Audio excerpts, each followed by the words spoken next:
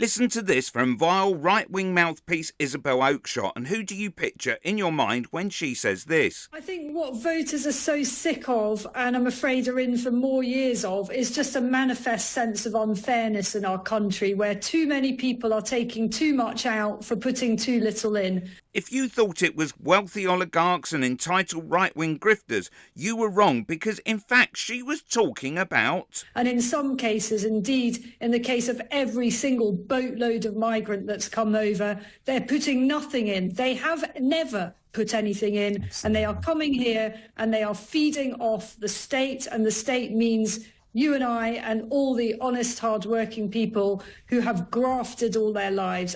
Or, in Oakeshott's case, grifted all their lives. And people viscerally feel that there is something so wrong about this, and with every boatload of people that come over, that is millions more out of your pocket. So full of venom, but no antidote to her poisonous rhetoric. But hang on, who's this? Saying the rioters were bad, but... And this is why, thank you very much, Steve, Michael and Shrewsbury, that is exactly why, Isabel, when those terrible riots happened and I supported his militia going onto the streets and dragging them and imprisoning them within 5 minutes on television. I get all of that, right? But I think the Labour government would be missing and making a massive mistake, right? Massive. It's scumbag Jeremy Kyle.